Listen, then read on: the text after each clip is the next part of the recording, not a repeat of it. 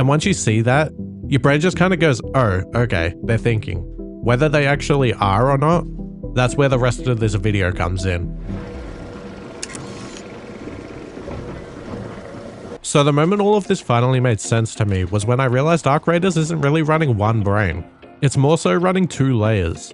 There's a part that makes the decisions, the traditional AI, and then there's a part that physically moves the body around. And that second part works. Now I use Whisperflow. I just think out loud and it creates perfect formatted text on any app or website. Whisperflow understood what I was trying to say.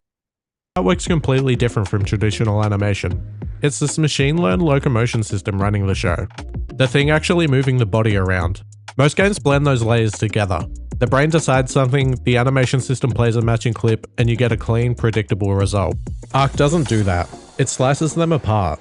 The decisions are traditional, but the movement is this trained physical body acting on its own rules. And once that clicks, it's really easy to assume everything in Arc must work this way, which is interesting because the drones don't follow this at all, but we'll get to that later.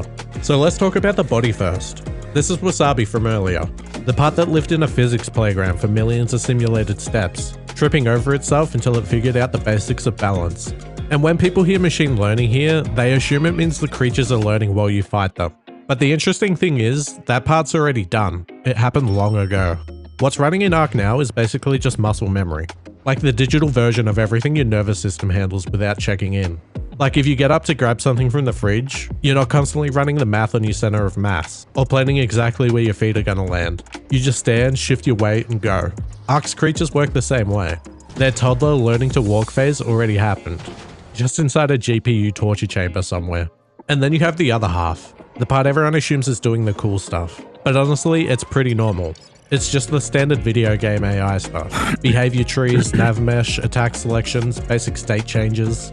The same tools games have been using forever. And that's on purpose. Because the last thing you want in a physics-driven world is an unpredictable decision-making layer. The designers still need control over what the enemies try to do. So the brain does the thinking, but in really broad strokes. And then the body takes those broad strokes and does whatever the hell it can to make them happen. And the connection between the two is really simple.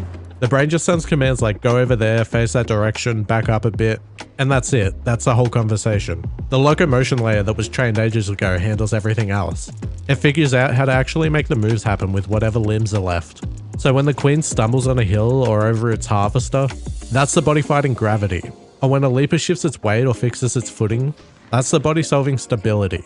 They're improvising from memory. None of it is choreographed. It's just reflexes layered on top of whatever the brain's asked for. And once you dig into how unpredictable this whole setup is, you kind of understand why no other studio has really done it yet. Horizon is a good example of something on the opposite end of the spectrum, but I'll save that comparison for later. Machine-learned locomotions is chaos. It doesn't slot into neat keyframes or behave like normal animations at all.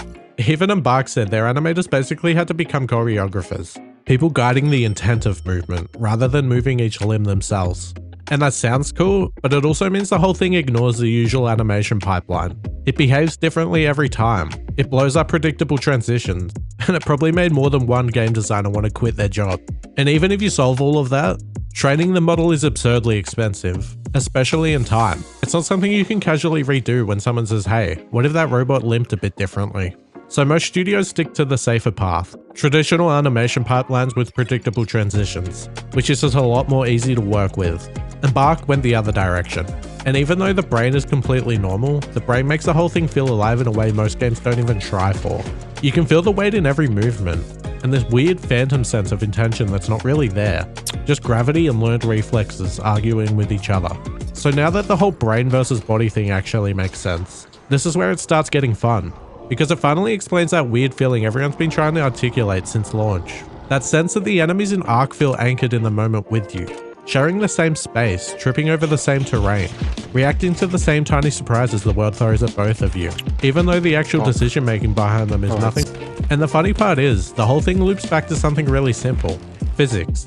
Just a simulation holding all the weight and balance together.